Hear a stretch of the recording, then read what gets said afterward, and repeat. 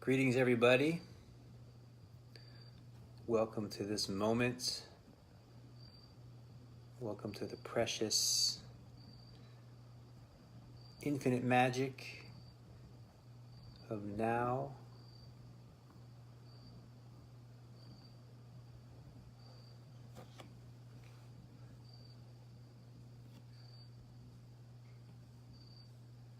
Welcome, Nathan.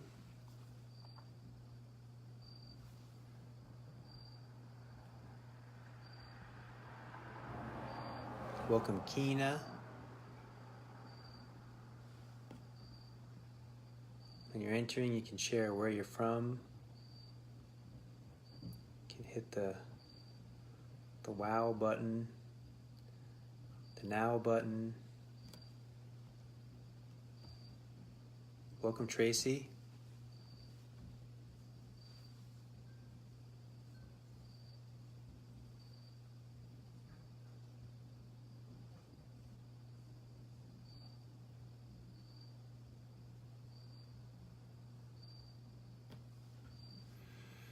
Thanks so much for being there, Nathan. I really enjoyed having you there. To my right this evening. Rock and roller. That was my first vision, was to be my first aspiration was to be a rock star. When I was young, people say, what did you want to be when you grow up? The first thing I wanted to be was a rock star. And so I did, right? And so it is. Just had lunch with your daughter? Sweet. I'm looking for a man named Zulu Flow. So if anyone's friends with him, if you could message him and tell him I'm looking for him on Facebook Live right now. He's from down under, Tracy.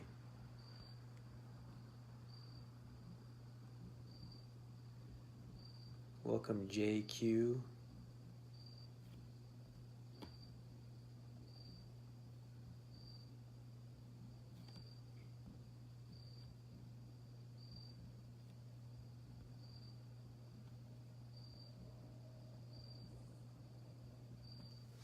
Meanwhile, if anyone has any questions, anything you want to discuss, we'll just keep it sort of an open space right now. Exploration, stories, jokes,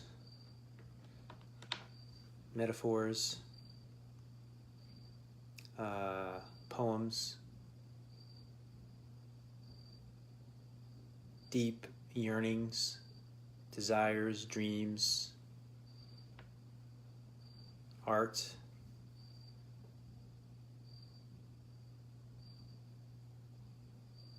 All my Australian friends are here.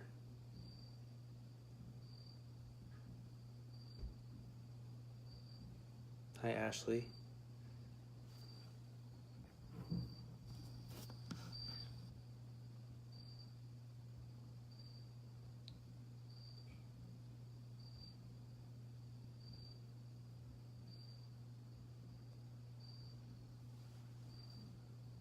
Thanks for being here. Are you still in Las Vegas?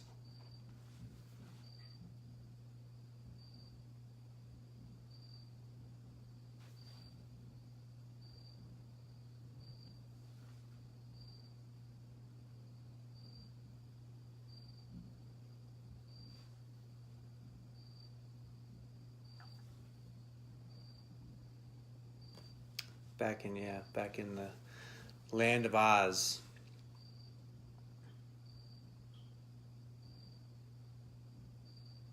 So we had a beautiful night tonight. Nathan was there, and in the outback. In Asheville, we had a beautiful night. Yeah, no, the crickets, right? It's really quiet where I am. There's this real stillness, particularly in the evenings. That's really sweet. I like to it's almost like a natural symphony, like a forest symphony that I really appreciate. And we had our own symphony tonight, so I did what I call a workshop, because that's what other people call it. Resting into stillness from anxiety to inner peace in Asheville. It was really beautiful and really sweet. Really full house of amazing people coming together. Yearning for adventures, less stuff, more experiences. Yes, the stillness tonight with the winds. Yum. Yeah. Yeah, so it was really beautiful. There's a sense of, the whole key is to come together in a field of presence, whether it's in person or even in this space like this, right? To come together in a field of presence and to bring a group of people into this field of presence. And when you're in a field of presence together, that's when the magic and the miracles come into being. That's when the magic and the miracles happen. That's when anything is possible, right? That's when there's no limit to what's possible.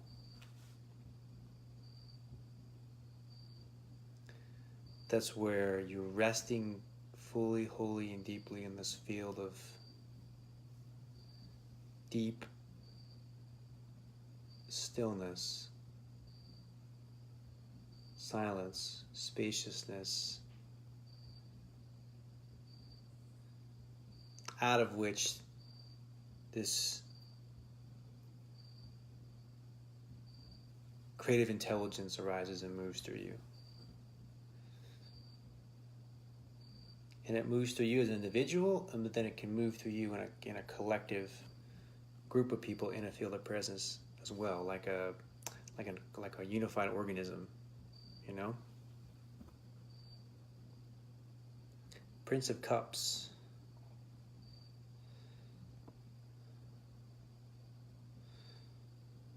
All right, I gotta do something 1 second.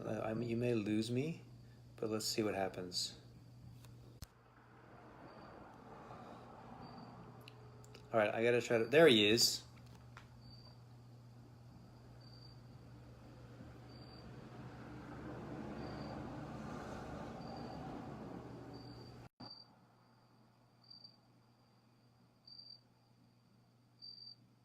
Let's flow. There you are. I thought we were doing it on my page, so that's why Yeah. I was like, "Where's he at? Where's he at?" Yeah. How's it going? Going splendidly. I'm in all the ways that you could be, that one could be. Splendid. Yeah, amazing. Almost like beyond splendid. It's like really high level, just now present in all of the areas and open. Mm. And it's almost stupendous, stupendously splendiferous, and almost in all the ways. I say almost because mentally I'm sharp, emotionally I'm balanced and feeling great. Spiritually I'm connected on path, on purpose. Familially great, financially excellent. But physically I've got a bulge disc in the neck, so that's the one area which is not at 100%, but I'm kind of glad that I'm really good in all the other areas because physicality is a really high value for me. So I could imagine if I wasn't so great in the other areas, I could be really down right now. Mm-hmm. How'd you get the injury to your neck?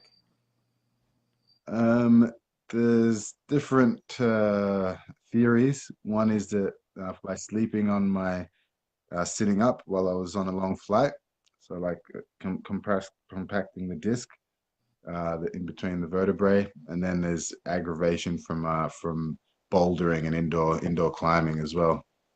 Mm. Where are you? I'm in Richmond, Australia, Melbourne Richmond, City. Australia. Sweet.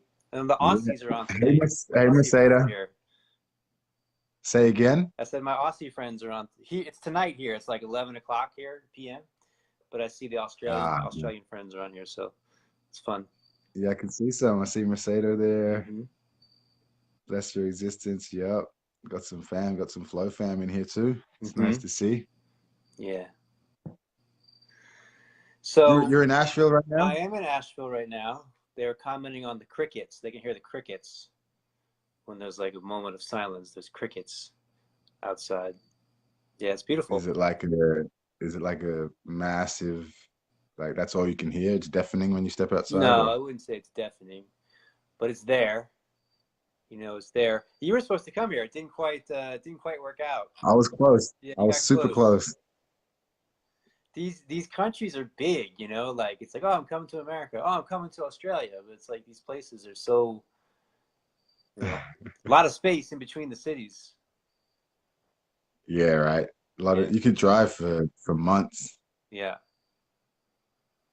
So did you grow up in Australia?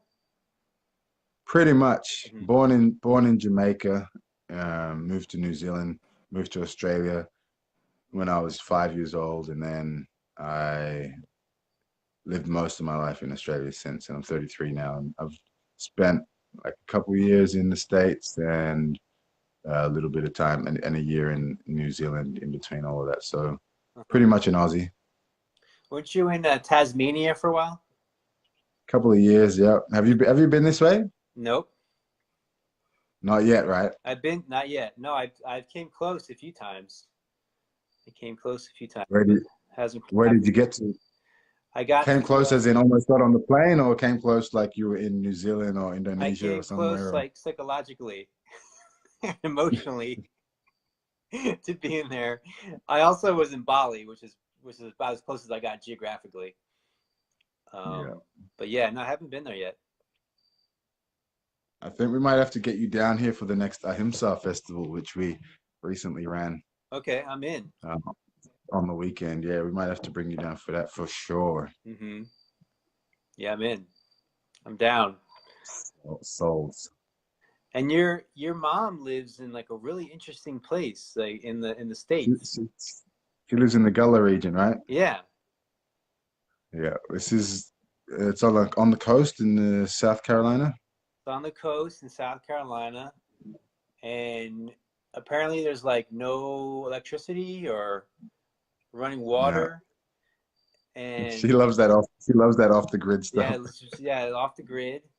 And she's, um, I think they've retained their own language there. So this Yeah. they're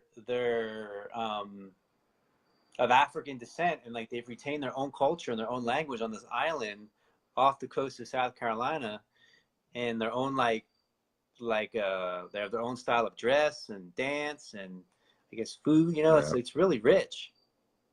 Have you spent much time down there? Zero, zero. I don't think Oh, hardly no. anybody has. Like it's like kind of like an unknown secret, you know. Mm, But somehow she mm. wrote me, and she's like, "I want you to come visit." And I'm just remembering it now because I kind of forgot about it. But this was like maybe like a year or two ago, and I was like, "Wow, that's awesome! You know, I'd love to do that." So I think I'm going to do that. I'm going to make a intention to make that happen. It's not far from you, right? How, what kind I of mean, it's a lot 5 hour drive farther or than something? Melbourne, Australia. You know what I mean? I mean, a lot closer. Sorry, a lot closer than Melbourne, Australia. Um, yeah, no, it's only like I don't know exactly where it is. I think it's like a remote part of the state, but I'm going to guess like maybe like a 6 hour drive or something. Not too far at all. Yeah, yeah, Not too far at all. yeah. So what have you been up to lately, man? You're always doing stuff, which is amazing, like valuable. I see all the stuff you're doing. People are leaving whenever you interact with them in a glowing and more connected and more. Well, it's called the big glow, right? The movement. So like it's yeah, I'm always intrigued with what you're up to and what you're actually doing when you're with people because just the impact that I see from people's responses just seems to be quite effective and meaningful. Yeah. Yeah, I think that's a good word. I think that's what I'm striving. That's my intention now is like for how I'm spending my time to be valuable. That's like a really good way of saying it. You know, like what am I doing throughout the day? Is this valuable? You know, yes or no, and like having like more and more of what I do be valuable, and less of what I do be not valuable. Um, so either valuable to myself or to someone else. I mean, ideally, I think when it impacts more people positively, that's more value than if it impacts me positive. But then there's also the self-care element. You got to take care of yourself, so that's valuable. But we actually had an event tonight in oh, that's so sweet. It says he truly lives in the moment. I have experienced it. Truly wonderful. Yeah, we yeah. Thank you for that. Say this. I saw her in Sedona. I saw her a few times, but I saw her in Sedona when I first saw her in person. And it was weird. Speaking of the flow state, we're going to talk about the flow state. There was this feeling of being in the flow state. Um, but we had an event tonight in Asheville, which was really sweet. The Nathan, who's here, he was there, and just it was called Resting in the Stillness, from Anxiety to Inner Peace, and just bringing people into the now, really. Like bringing people. Like we're talking about, like being present. Like, where is it happening? It's all happening right now. There's nothing ever that's not happening right now. It's all here now. And I love that you described now as a like with the as where it's like where is it happening? It's now. It's not like a time. It's out of time almost. It's a position. It's almost geographical, right? yeah, I like that. Yeah, where is the now? Here is the now. Here is the now. It could never be somewhere else. It's not right now. Like, it doesn't make any sense. It's like always right now. So the whole thing is like what seems so complex then suddenly becomes so simple. It's like all I Mm, all I need to do is just be present now, and that opens up the whole universe, you know, mm, where if you're in a state of resisting the now, for whatever reason, you think that you should or you need to, or it's this now is wrong, this now isn't right, this is the wrong kind of now, then then you're closed off to the magic and miracle of life, and of the universe. So mm. that's what I feel like we delved into tonight. It was a really beautiful group of people, really beautiful energy in the space, and and then exploring, like, who are we really? Who are we really? And what is it? Another question we're going into is, what is it that's changing, and what is it that's unchanging? So we explore, what is it that's changing, what is it that's unchanging. Um, So this is questions that you would offer to the audience correct, to explore, correct. like within groups or within themselves and write down, or how did that work? Yeah. Thanks, Christopher. Yeah, it's like we're sitting in kind of like, I like to be in like in a circle. This was maybe more like a square. It wasn't a perfect circle, but we're kind of in a Yeah, yeah. circle because this was in a private residence, so we're kind of filling like a living room space. And what's I've kind of in a space now where it's like it was like 15 minutes before it's supposed to begin, and I'm like, I have no idea what we're gonna do, what's gonna happen, or There so was no it's really pre-planning. being, it's like experientially, not just talking about being in the now, being in the flow state, but experientially being in it, and inviting people into that space together. So it becomes a co-creative Mm, event. I feel that it's actually really similar to, as a musical artist. I feel like the really great musical artists, they're feeding off the audience. The audience is feeding off of them, right? So when it's mm, really flowing, it's like a co-creative experience. It's like you're mm, listening to what the audience wants, so to speak, and you're giving them that, and they're listening to you, and they're getting. It's like this. It's like you become like one organism. So that's what I feel. It's like the same thing. It's the same kind of idea of like tuning into the group. The group, you're feeling the group. The group's feeling you. Something really magical and miraculous is being co-created together through the space. It's like every word is being channeled, you know? mm. So, And it's almost it's like you become the audience too, because whatever is coming through you and out of you is new to you. It's not pre-planned. It's not something you had exactly. in the vault, you're like you're actually actively experiencing the creation of whatever is being created in the moment.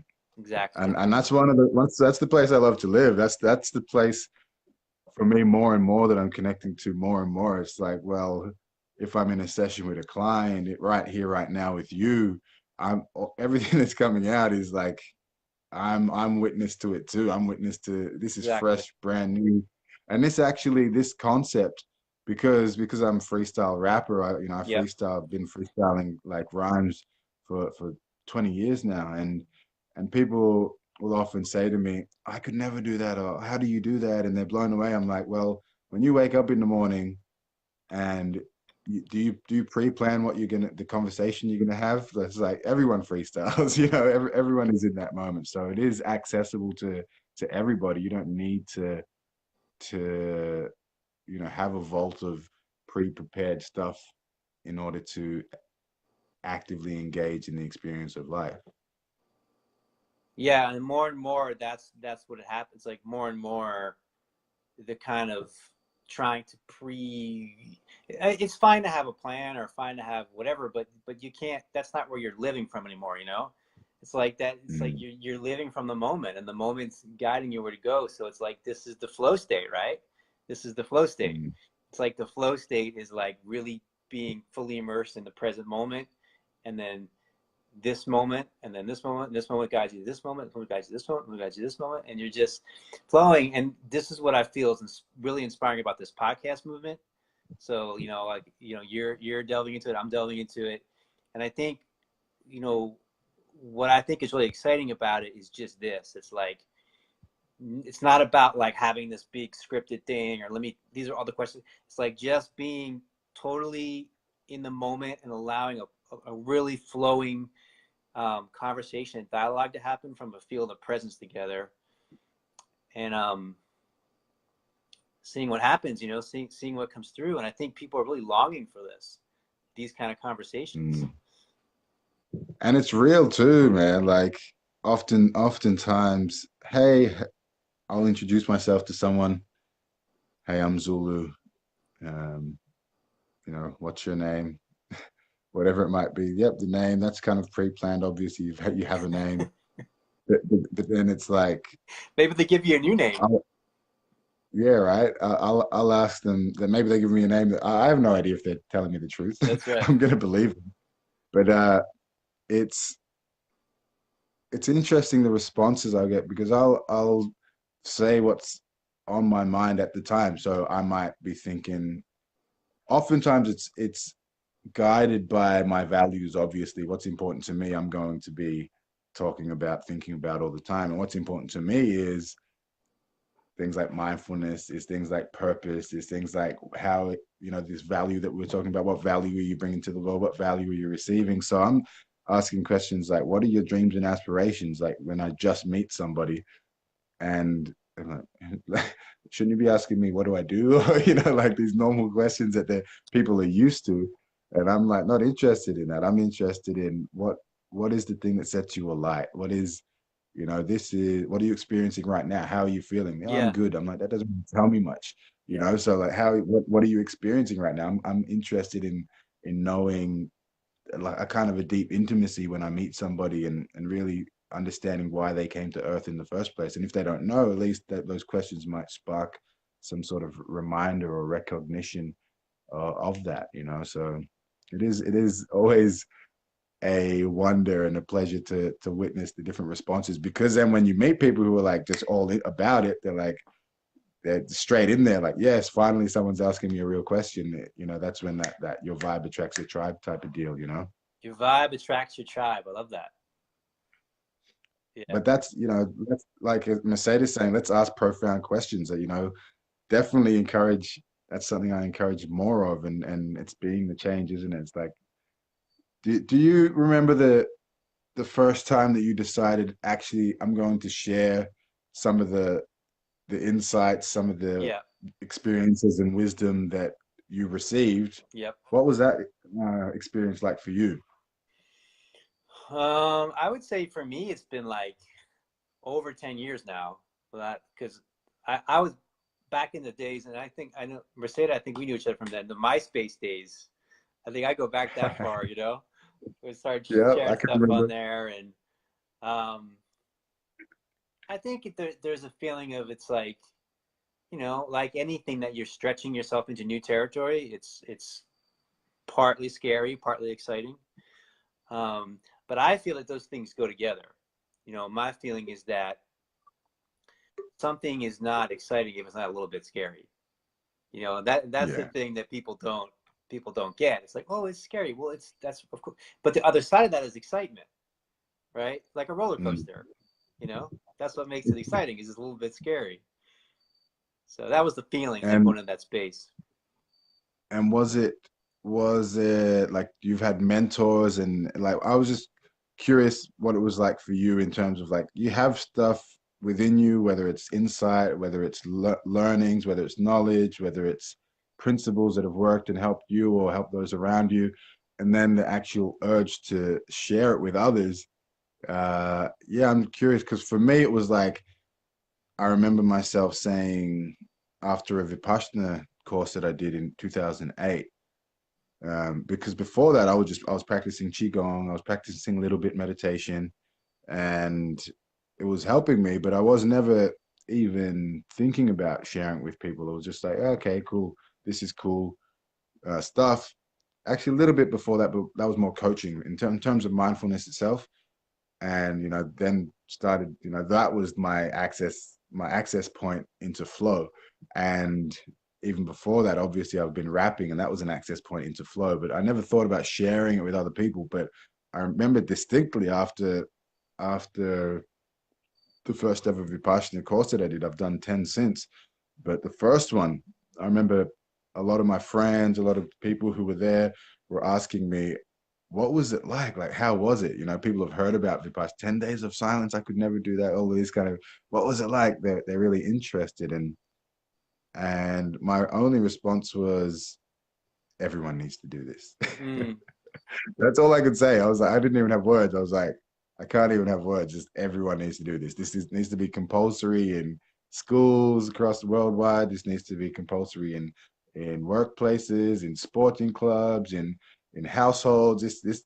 If there's anything that needs to be compulsory, it's this presence practice. And I remember saying this over and over again, at least 100 times, when people would ask me, "How was Vipassana? What was it like?" And then I thought, well, nobody else other than me is actually going to implement this idea of everyone needs to do it. So I decided to start teaching. I started to go in deep on qigong and go, well, I got so much benefit from it. The reason why I was like everyone needs to do this was because it was like, whoa, I can. There's so much space for me to think. There's so much space for me to be, to express, to understand what I am, what I'm feeling, what is now, as we're coming back into the now, and having that connection with now, what is happening now. Because Vipassana is all about what is happening now. yeah. What is now? What is happening now? What are you experiencing? And not getting attached to it, not being averse to it, not Yep. pushing it away if it's painful and unwanted, not clinging to it if it's beautiful and blissful, Yep. but just observing and understanding that this too will change. The observer is the part that doesn't change. That's the unchanging Right. That's the self. unchanging. So, I was like, everyone needs to experience this because this is the thing that will.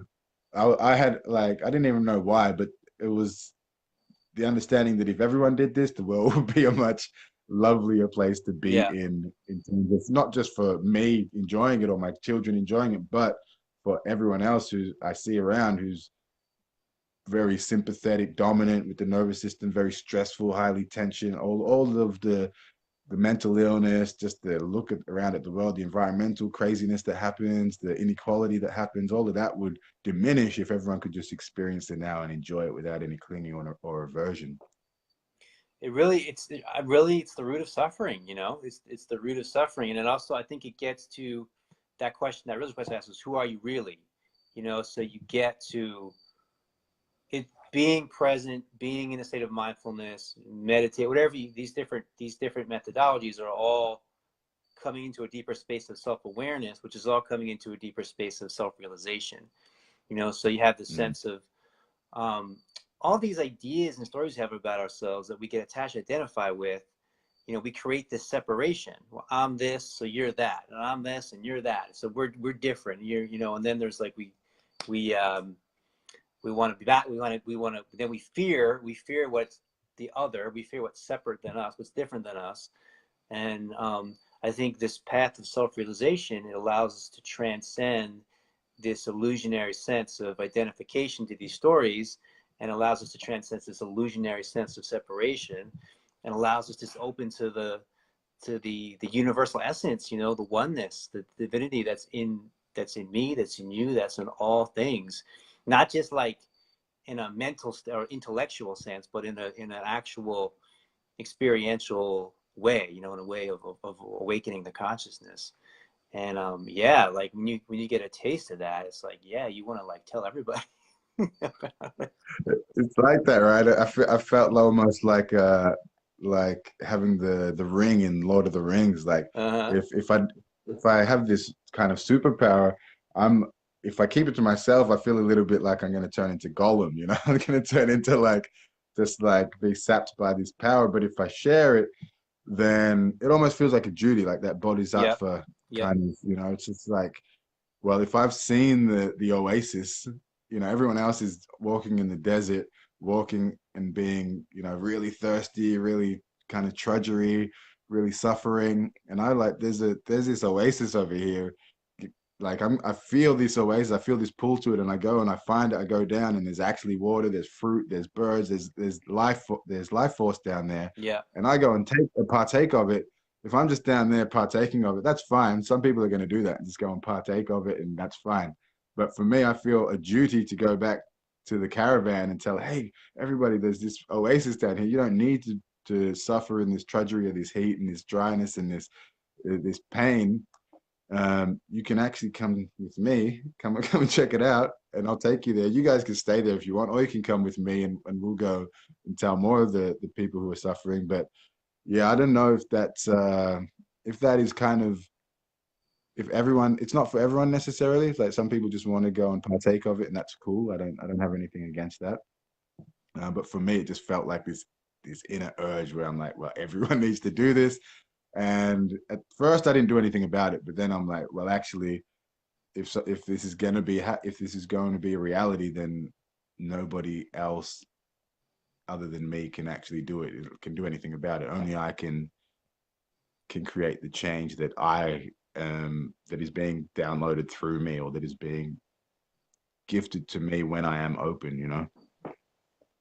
Yeah. It's like, yeah, that's where it gets interesting. Is like, okay, I want to tell everyone about this, but I said that in kind of a fun, poetic way. But really, it's like I want to embody this and ground this in myself for everyone else, and use Yeah, words and talk about it. But that's the most essential element. And I was thinking about it when you're talking about it. It's like this realization of oneness is you realize that like we're basically like a part of one body. Like we're cells in one body, right? yeah, And so it's like you start to get this awakening to who you really are. You get the self-realization comes into being, and it's like there's just this natural movement to care for the rest of your body. You know, does that resonate for you? 100%, 100% more and more as well, because especially with my children, because I have children, and I'm a big believer in that we are all individual cells, or selves, if you will, selves or cells in the body of humanity. So this overarching body, if you imagine a body like our physical body, there's cells, and each cell is an individual self, if you will, in the body of humanity. And if we are kind of a sick cell, if we're sick, if we're almost taking on too much toxins, or if the toxins of the mind, like, which will be negative thought patterns, negative beliefs, this type of stuff, and we become sick, then we'll draw that. That's the vibe attracting the tribe, and we'll be attracting this other kind of negativity around us, because that's what will gravitate towards us. And the same will happen as well if we are dedicated to our own cellular or self-ular health. Then we will start attracting also the other healthy cells around us. And And what happens when a cell gets sick? Other healthy cells go towards it to try to fix it up, right? To try to go and make it healthy Exactly. again because Yeah. it's taking down the health of the whole organism, the humanity organism. And for me, especially with my children, but especially with my clients as well, especially because with Qigong, it's very much about direct transmission. So it's very much you, whether it's coaching, whether it's also like hypnosis, they have a principle in there, which is you go first, which means you can't induce a state in another unless you're in that state Right. also. So it's the same deal. If I can't, have you ever practiced a Vipassana? You done a Vipassana course before? I haven't done the full Vipassana, no, but I definitely, the Well, meditation the style concept I've is done. so with that, when you do it the first time, you're like a new student and you sit at the back and you watch all the old students who have done it before at the front. And when you do it the first time, you're like, oh my, you're looking up the front and going, these guys do not move a muscle for the whole hour. They're just like statues. And you're looking at them going, our eyes shouldn't even be open at the really at the back. You're supposed to close for the whole hour. But you watch them. And then when you do come back the second time and you have to embody the practice, you become like that statue too. You don't open your eyes, you don't open your hands, you don't open your legs, you don't move, and you're upright and present the whole time. And it just brings a whole new level of, okay, now you're giving the direct transmission to the new guys who are coming through and learning Yeah. from you. So in that, when you're in that teacher role or in that mentor role or that coach role or that whatever it is that you're being, for me, it's the role model of for my children, but also for all those around me, that it's become super important that I'm walking the talk. I'm embodying whatever it is I'm talking about. And now, and I imagine it must be, or yeah, I imagine it could be similar for you in terms of because I see you do a lot of speaking gigs, a lot of talking from stage, which is what I'm moving into more of now. And now I'm actually talking a lot more.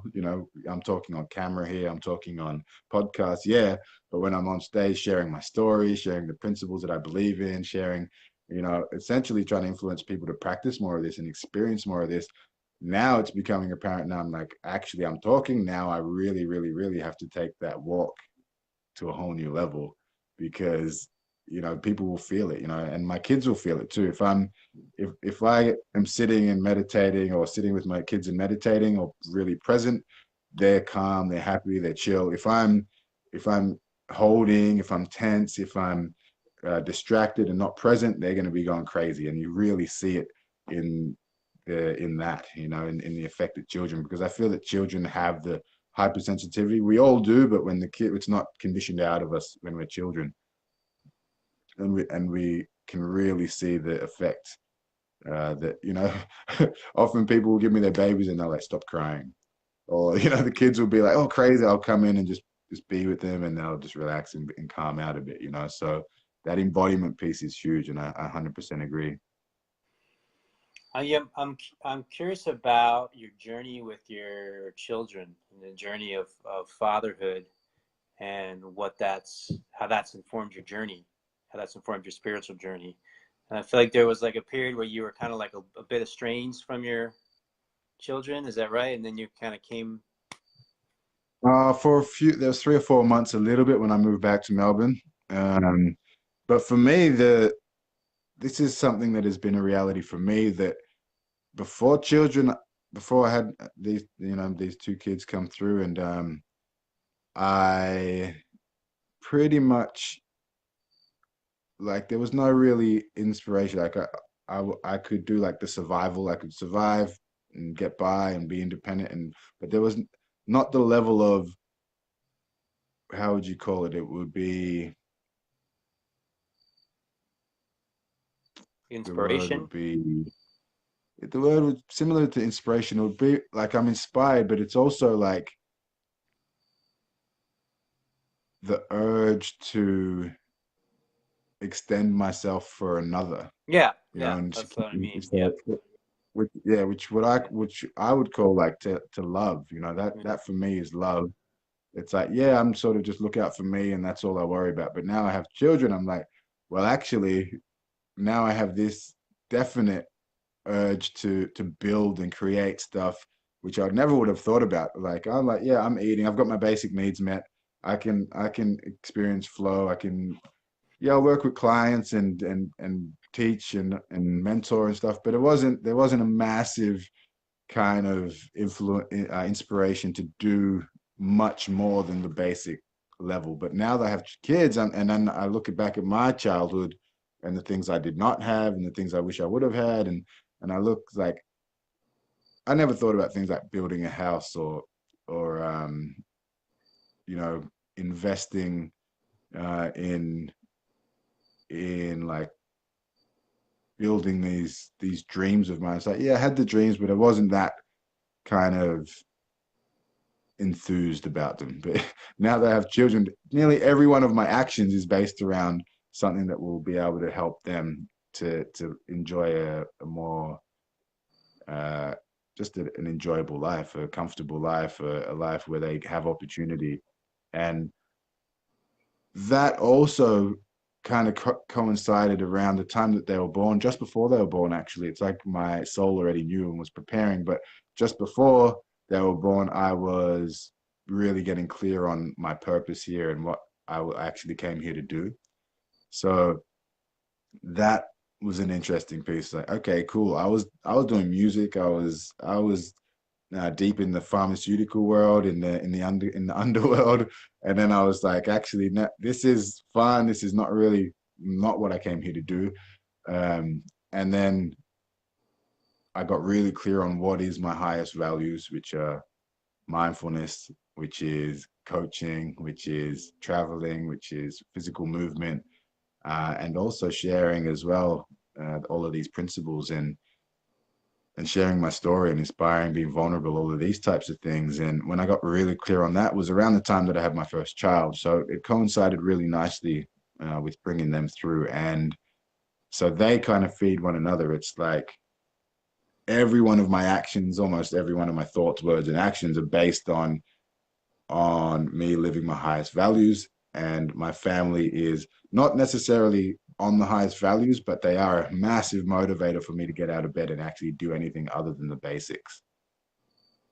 Yeah, I mean, it feels like the I'm a father too, and it feels like it's I mean, to put it really simply, it feels like it's inspiration to be a better person.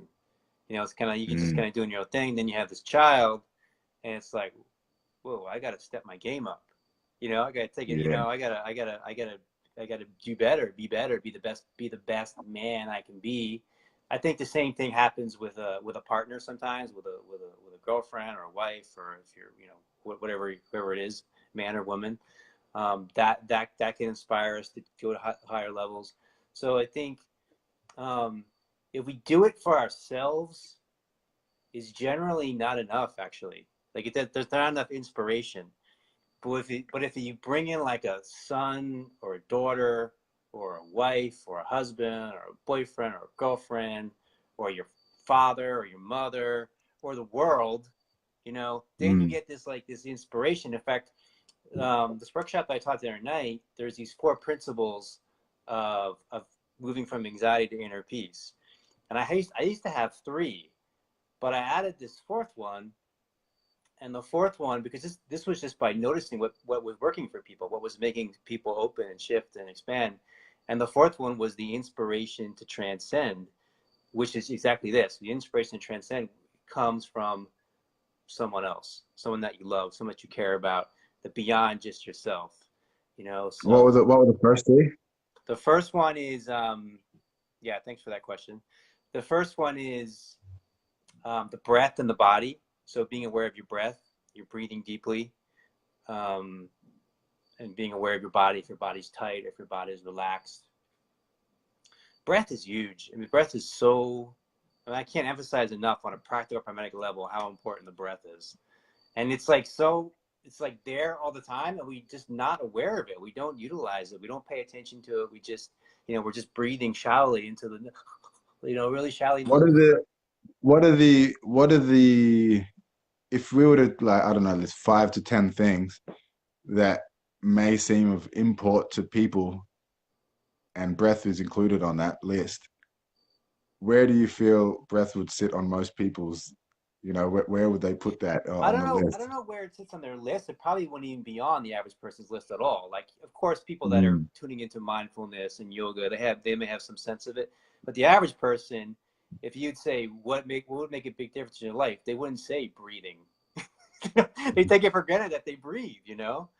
But right. as far as like the importance of it, if I'm trying to reach somebody, like if it's something that I'm trying to approach in a kind of spiritual, metaphysical way, then the most important thing is, who are you really? To me, that's the most important thing, knowing who you really are.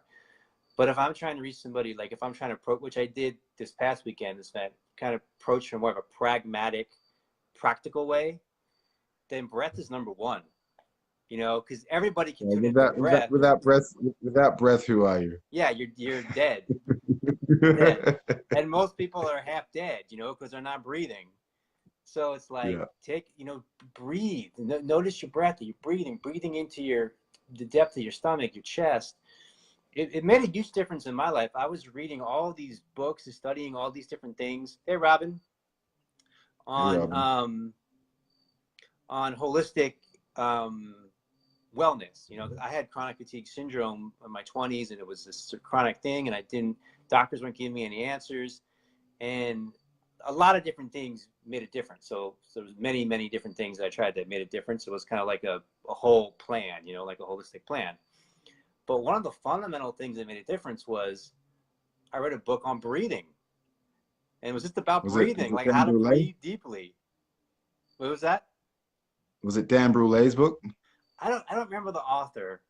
Yeah, I don't remember the author. I don't even remember the title. I just remember the guy was talking about breathing, and how if you breathe deeply, it opens up the system and oxygenates the body and allows for healing, and the system relaxes, and when the body's relaxed, it brings healing, reduces stress. He's like all these things, you know, from breathing, and it was really a big awakening for me around the breath. And I would just kind of start to pay attention to my breath, like, you know, breathing meditations, and paying attention to my breath when I'd fall asleep. And also when you're in the heat of something. So if you're in a conversation that turns really heated or turns tense, you know, that's when you really tune in. Where's my breath? You know, Mm, in the moment, you know, and if you breathe, you can get centered and be present with what's arising. 100%. And I agree. And that's the breath from me came about from the first time I practiced Qigong, which was 2000. And that came about as a result of me watching cartoons, Dragon Ball Z in the morning. Every morning I was watching that, and I wanted to know how to create energy balls. I was like, this is a thing. I jumped online. I found some qigong exercises, and they're talking about the breath and how important the breath is. And one of the things that I remember reading was that the human body can survive for about 3 weeks without food, can survive for about 3 days without water, but Yeah, about 3 minutes for the average person, yeah, unless you're David Blaine. And so when I read that, I was like, oh, it's true, and it just clicked in.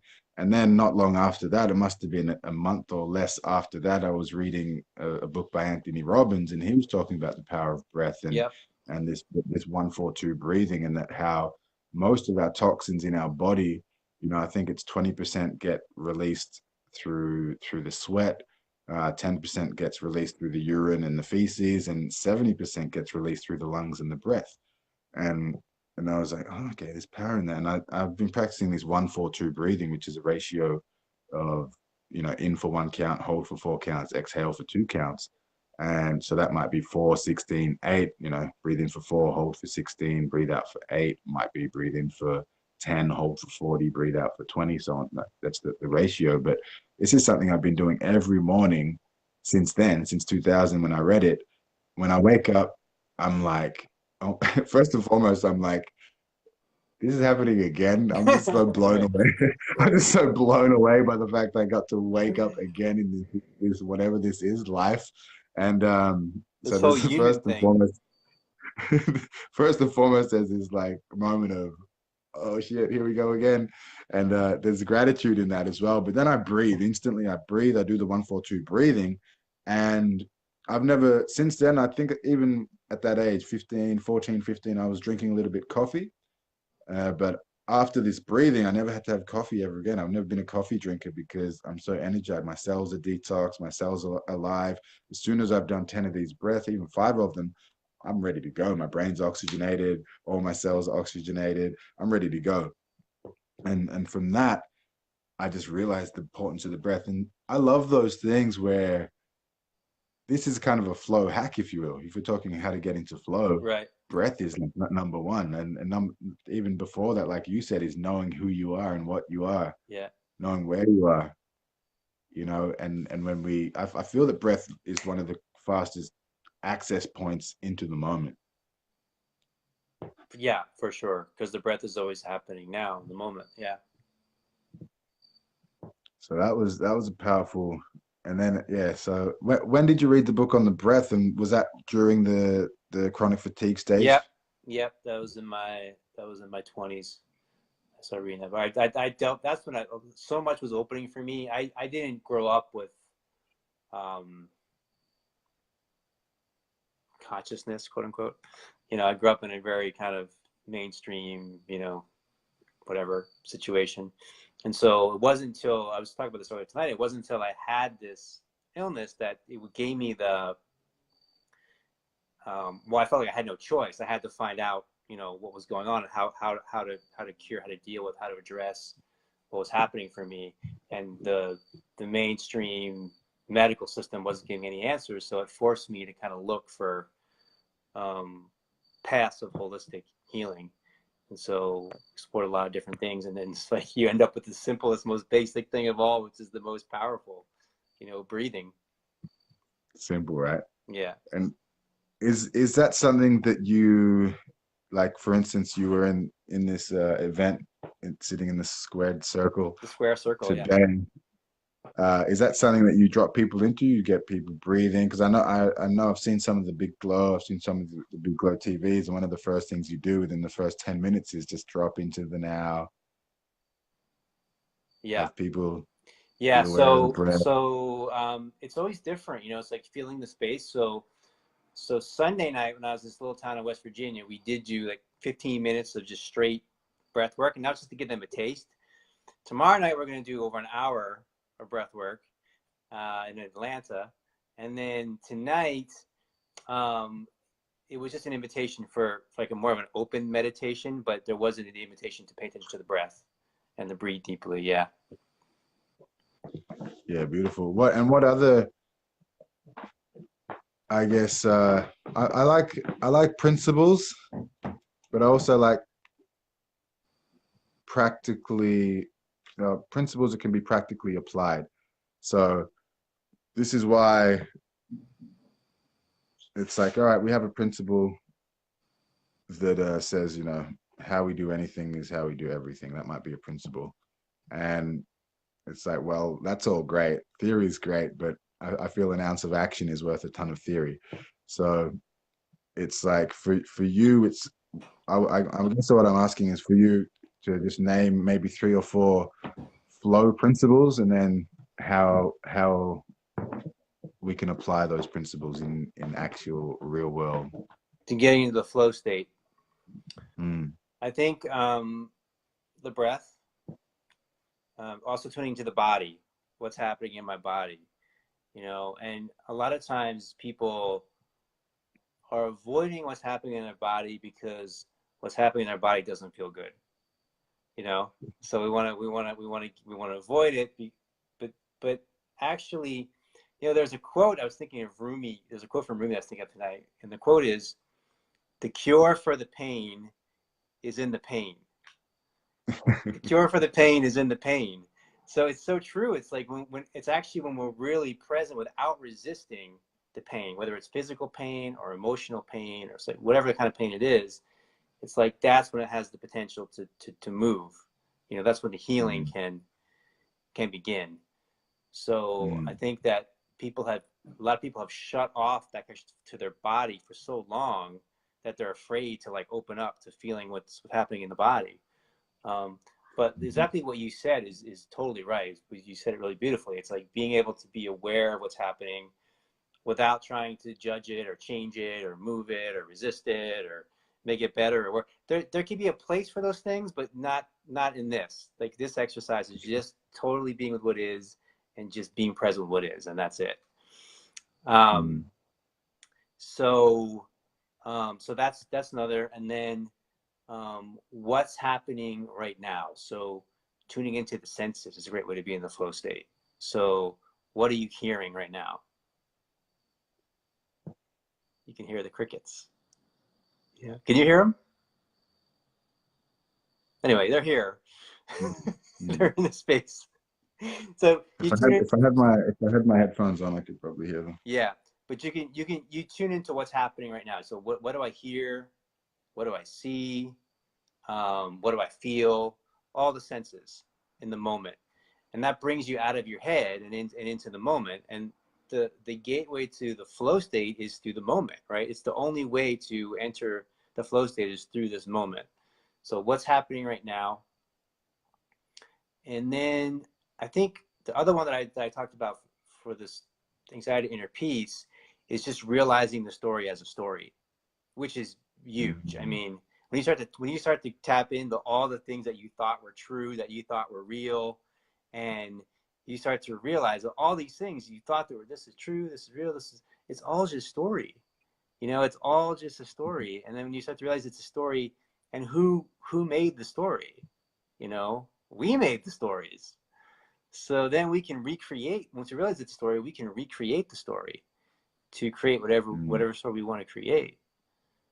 So what's a I guess like an easy way to recreate a story, or what? First of all, to notice the story and notice it as a story. What's a good indicator that actually this is just a story I'm telling myself? And is it is it in that moment that you get to go, oh, once you realize it is a story, then it's like, all right, what is it, asking yourself a question, or like, yeah, what's the specifics of the action that is entailed in first being aware of, recognizing, and then retelling the story? Yeah, it's a good question. I feel like I'm I'm uh I'm gonna go like really deep, really fast. I'm a little crazy, but my feeling is that it's all story, all of it, Yeah, 100%. So that I agree. that in a way that makes it actually really easy. So then it's like, oh, Mm. everything I'm noticing is a story. I don't have to discern like, is this real or fake? Is it? No, it's all story. It's like if it has a beginning, middle, and an end, it's a story. You know, and so you just recognize it's a story, and then do you like the story? Do you want to create a different story? You start to so that opens up that potential opens up when you realize that what you're experiencing is a story, and it's not some objective reality. Yeah. Mm. What about for Well, you? Do even you do you have like so for a me, like for me, what? Finish your question. no, yeah, do you have principles that you find valuable in this regard, Um, or entry points? well, the idea of mindfulness, I guess, is a really Yeah. powerful one for me, Yep. and the idea and looking at mindfulness as a three-part process, and the three parts being that the first part being sensory acuity, as we mentioned, being aware of Yep. where the sensations are, Yep. and the acuity, the accuracy, the it's not we're not telling a story on the sensation. We're just observing the sensation Right. and understanding that it is a sensation, and in that knowing that also it is knowing that it will come, it will go, Yep. and what is will soon not be. Yes. Hey, Michelle, and so that's one aspect that really works, and then also the idea of concentration. So being able to concentrate and focus on one thing, or to put our minds on one idea, one focus, and without worrying about anything else and not allowing ourselves to skitter and be like, oh, this and then that, I want to change. This is that idea of wanting to change things or wanting Yep. to get away from, you Yep. know. So if we're able to just concentrate and be with, this is the idea of mindfulness for me. So, and then the last part is the equanimity, realizing that actually I don't have to judge this. It's not good. It's not bad. It is all, you know, when we can cultivate this, for me is super helpful, especially because dealing with anxiety, social anxiety, depression, all this kind of stuff. At the moment, it's physical pain. I've got nerve pain. I've got pain in my arm right now, and it can be like it can get me down and depressed because of this story, that identity that I have of being a really into movement. You know, it's a high value for me for sure, but that's also a story as well. But it's I could look at that and say, oh, I'm so depressed, I can't move. You know, I'm really sad right now. Instead, what I can do also is look at this pain and just use it as another entry point That's into right. presence, into Yep. mindfulness, and to go, okay, it is what it is. I don't have to mean anything. And people can often get myself involved included, can be like, what does this mean? What is the deeper story, the deeper meaning? That's all fun and cool too, to really tap into what is the message here and listen in. But for me, that's another access point to that soul, you know, to really go, actually, what is it trying to tell me? Maybe it's just Yeah. I'm like, oh, it's nervous. Okay, maybe I'm nervous around something. Okay, it's slow down because I need to rest right now. Maybe I'm going a little bit too hard. Yeah. Whatever it might be, but not being like, ah, this means something that is unresourceful. For me, I prefer resourcefulness. You know, it's Yeah. more beneficial for me and those around me, and especially the fact I've got children. I've got tons of clients who are counting on me. I've got, you know, a business that I run. I got staff. So it's yeah, unresourceful states are not they're not going to be good for really anyone, you know. Yeah. Yeah. I think there's another layer to it that's really interesting, which is that you have a pain in your arm, and then it's like, what does this mean, right? And then there's this other layer of, like, what do you want it to mean? You know, Yeah, does it mean this, just this one thing? And if you find this one thing that it means, like that's all it ever means, is all it's gonna mean? Or is it like, this is kind of what I've been exploring, is goes back to the story. Like, what story do you want to create about your arm? You know, like, is this a curse? Does this mean, like, God hates you or whatever? Or is this a hindrance? yeah. Or is this an opportunity for whatever, fill in the blank? Is it an opportunity for something to learn and grow and evolve, and or whatever? Is it an opportunity for something, and to create that story of what that is for yourself? In that idea of story as well, is it you're a writer, right? You write Yeah. often, Yeah. and that is, I guess, another practice. I don't know what the principle would be there. The principle is that there's insight, I guess, or sharing, and because I guess if it's in, it feels like it's in the mind, it's inside you. There's a story that wants to come out. There's this idea of there's a story within all of us, which a lot of people will go to the grave with and never share. Yeah. And I feel that sharing it is, you know, that movement. If we move our body, we can move emotion. Mm-hmm. If we express with words verbally, we can move emotion. Also, we can move things that are within us, and writing as well, or sharing in any way, whatever the art form is. That, especially, I'm just trying to bring it back to this idea of story. You know, if we're telling a story, so there is. I'm losing a little bit of track of what I was saying originally.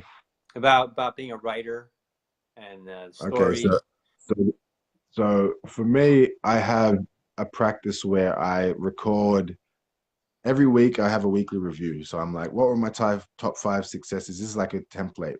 What changed for me this week? What were my top five successes from this week? What did I most enjoy this week? I ask myself questions, and then I answer them. And every day I record what were my top three successes today. What are my top three priorities? What is my intention? So I'm just continually coming back into what do I want? It is what you mentioned. What do I want it to mean? What do I want the story to mean? What do I want today to mean? I want what is the energy of today? That's my intention. What is my focus for today that is going to get me to my previous intention of this is where I want to go. This is my target. And then I think the successes piece and also I include how do they benefit me. So yeah, my success was I got out of bed. Some days it's I got out of bed this morning. I had a shower. It might be simple as that. I ate some delicious food because I might be feeling low. That might be a massive win for me. And another time it might be I made $20,000 today. I changed 1,000 people's lives today. I traveled to a new place and had the most blissful, magical experience. Whatever, it doesn't matter big or small, but then the benefits of it, it sort of trains me to go, okay, this is actually a good thing for me, for my soul likes this. And I find that just writing every day, just a little bit, even it takes me 5, 10 minutes to do this journaling. Mm-hmm. And I find that at the end of the week that I'm like, I'm writing my successes. And then the the next day or the next week, I find that I wake up wanting to live an interesting life. I want to be authoring a story that is actually going to be. I know I'm going to be writing about it later, so I don't want to live a boring life. I don't want to live a life that is kind of lackluster. I don't want to live a life that I wouldn't be, I guess, proud or excited or inspired by when I read it back, just for my own self, because I'm only the one who really reads it. So in this way, I find that you continue asking yourself, what is the story that you would like to experience? What is the because I do see myself as a character in this experience called life, Yep. and I also see myself as the author of it as well. Yep. Part of me is there as the author, and it's as we were mentioning way earlier in this chat was that oftentimes it's a so when I set my intention, I'm not going, I intend to be more loving today. My instead of doing that, I say, what is my intention today? And I just wait and listen and feel, and then something will come in and it will be like, well, I thought it might have been love, but actually today's all about rest, or today's all about uh, giving value, or today's about connecting with family. So whatever is coming through is new to me. And that might change throughout the day as well, but it's like at least I'm setting that intention and opening to what wants to come through. In that way, it's just there's that balance between kind of letting it happen and making it happen. Absolutely. So yeah, I don't really know if I had a point there or where I was No, I going with think that. I think there's something that you what I heard you say that was really profound is I think is really important is getting into this receptive state, and then out of the receptive state comes the creative energy, comes forward, the Mm, intention comes through it, the action comes through it. So another way you can look at it is like feminine and masculine. Having both these energies. The receptive, and then out of the receptive energy, there's a direction of action that comes forward.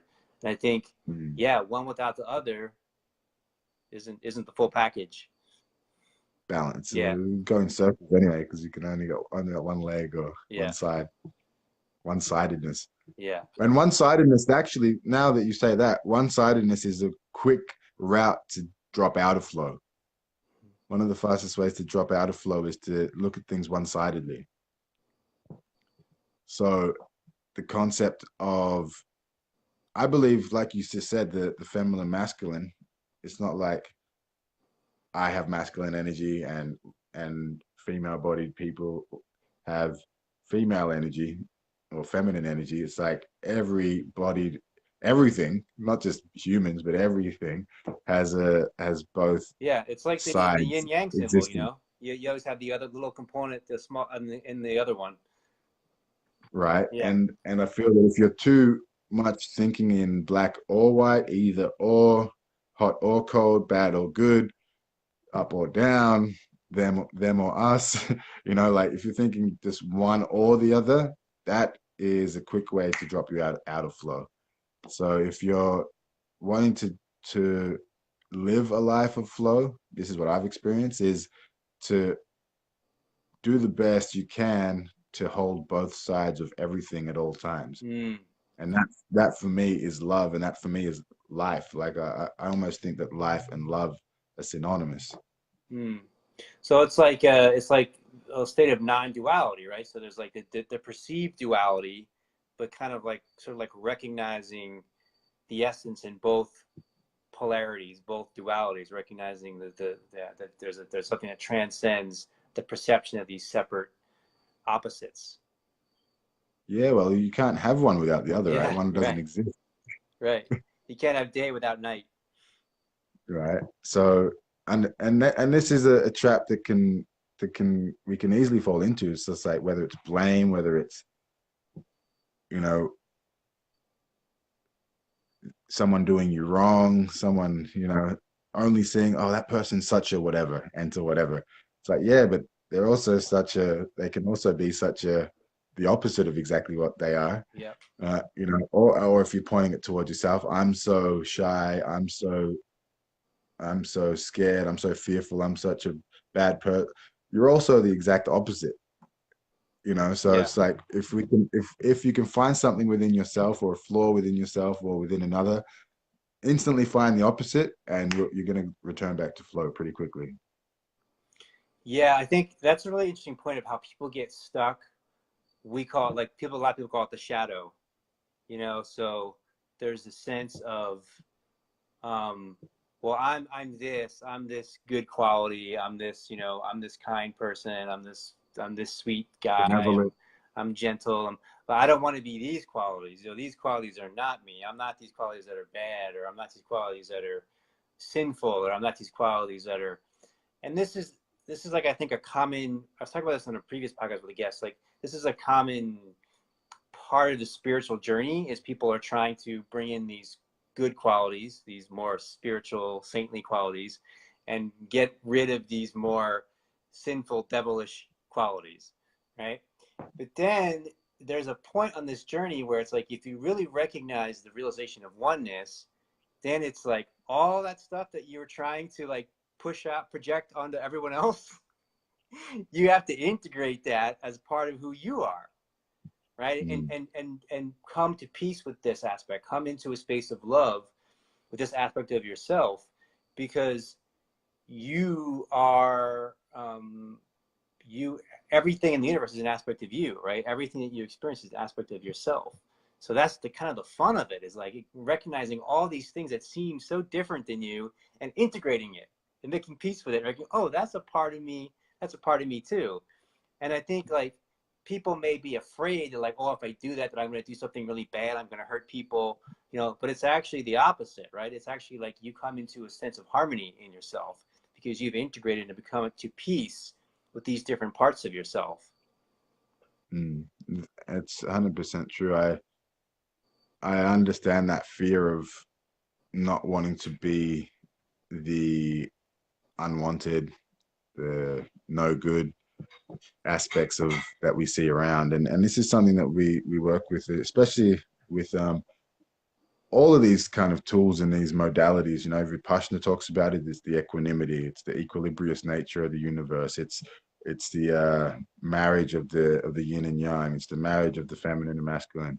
And in kinesiology, which is what I use a lot in my work as well. And it's we don't just want to be like, I'm okay with being loved. If it's cool. Like some people might have a block around, I'm okay with being loved. They're not okay with being loved because love is pain or love is abandonment or whatever it might be. If we can get them clear around being loved, using the energetic body, using the meridians, and it's like, okay, cool. Now I'm cool with being loved.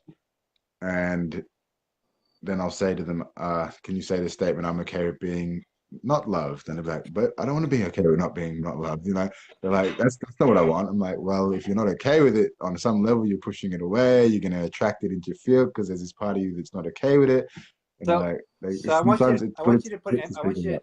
to talk about that more, because I think that's really important what you just said. If you push away not being unloved, you actually get more of it, right? And Yeah, that well, that's such a it's deep the realization to resistance. realize. It's the resistance. It's the Yeah. resistance, persistence. So I think it's can't remember the dude's name. He wrote The War of Art, Pressfield, I think, the War of Art. He talks a lot about resistance. And and anyone can relate to this, is that if you've got something that you want to to do, I don't know, it might be whatever it might be. It might be study, for instance, study for an exam. And the longer you put it off, the more resistance builds up. And we all know that the longer it is, the bigger it becomes in our mind, the more it's harder to get started the longer you wait. And this is, and also the idea of yeah, it's like focusing on what we don't want will often give us that which we don't want. You know, what we focus on grows, what we focus on Absolutely. attracts. Absolutely. So this is why I do enjoy complaining a little bit. Sometimes it feels good, but I try not to complain, uh, you know, and try to focus on and be pessimistic and this kind of stuff, because I know that the things that you know, if my I have a strong belief that my thoughts become real, and I don't, you know, it's they're real things that have an energy that are attracting that, and that you were mentioning it earlier about being the vibration, being the embodiment Totally. of that which you'd like to transmit, but also experience. And I believe that's because the thoughts are like a transmitter, and then we they already exist, and we just vibrate at the energy, and then they come to us. So if I'm if I'm not okay with something on subconscious level, I'm thinking these thoughts, I don't want that, I don't want that, I don't want that. And that's putting out to the universe, this is the thing that I'm vibrating at. This is the radio station that I'm tuning into. And that's okay, that's what you want to deliver. The subconscious mind, the universal mind doesn't understand not. It just doesn't understand not. It understands vibration and okay, cool. So not people who piss me off. All right, people who piss me off. That's all it understands, you know. So there's not a radio station that's like I don't want channel. It's always the channel, right? There's no such thing as a radio station where you can tune into not station. It's always the tuning into 109 point whatever it is, and that's the what you will get. Yeah, I think it's so important what you're saying. I think it's like we don't know how. It sounds funny, but as human beings, what I see is like as we're still like thinking. If you look at the whole span of human evolution, thinking is pretty new for us. It's like whatever, you know, a few 100,000 years or something, if it's even that long. So it's like we don't know how to think yet. Like we're still learning how to use. It's like a tool we're still learning how to use, and like it. But it's actually not that complicated. It actually comes down to exactly what you just said. It's like think about what you want. Don't think about what you don't want, right? Right. But the way we're at, like where the paradigm is right now, so much energy is put into thinking about what we don't want, what we don't like, how this is wrong, how this shouldn't be the case. And people think that they think doing that is pushing that thing away or making it go away. But it's actually not making it go away. It's amplifying it.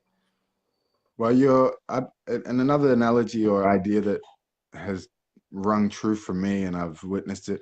And this is what I like to talk from experience. Like I can say stuff that's like, oh, I've seen that out there. Yeah, I have, but more so, I know the things for that are apparent to me because I've experienced them. And I see thoughts as things. When I say things, I see them almost as seeds Yeah. that we're planting Yeah. and we're sowing. So it's thoughts that we're sowing, and when we're sowing them, and whether they're conscious thoughts or not, there could be fears, insecurities back of you know, under the conscious mind, and we're sowing them. And the more either resistance or the more that because oftentimes it's overtly focusing on them. We might be reading the newspaper, look at all the fear, look at all the pain and suffering in the world, and you know, we're actually consciously looking at this stuff and sowing seeds, and we're putting it into our mind.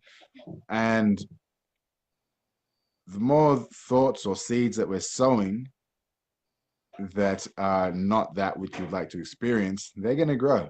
They're going to grow. You're going to experience. You're going to call them into your life. And this is, I feel, self-responsibility, where self-responsibility comes in, and self-regulation. And this is why I'm a massive advocate for mindfulness practice, because you don't know. I didn't know I was thinking all these negative Right. thoughts before I started practicing Exactly. mindfulness. I wasn't aware of them. They were under Exactly. my consciousness, Yeah. conscious awareness. So when I practice, I'm like, oh my Lord, there's this story running that I'm shit, I'm terrible. Where the hell are these thoughts coming from? I don't want to think those thoughts. Yeah.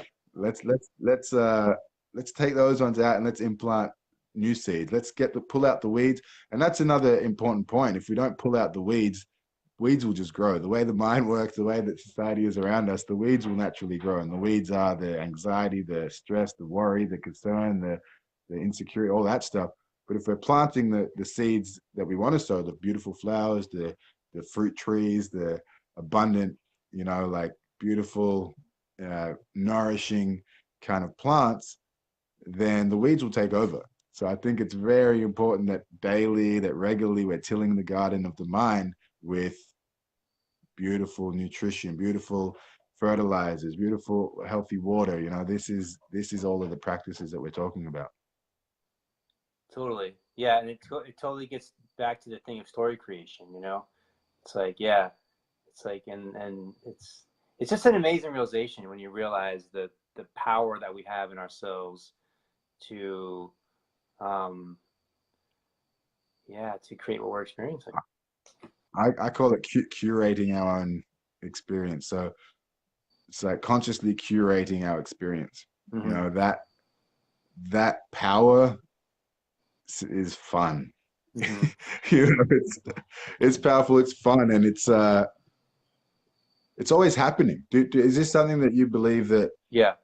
it's always happening whether you like it or not? You can't get away from it? Yeah. Yeah. I do. I think it's happening. It's like are we conscious or unconscious, right? Are we aware or unaware? So if we're conscious, then we're consciously co-creating the moment. And if we're unconscious, then it's like it feels like it's happening to us or it's being done, to us. And I think as human beings, like we're awakening to realizing that we are one with the universal creative intelligence. We're one with God. We're one with this this energy that's moving all things.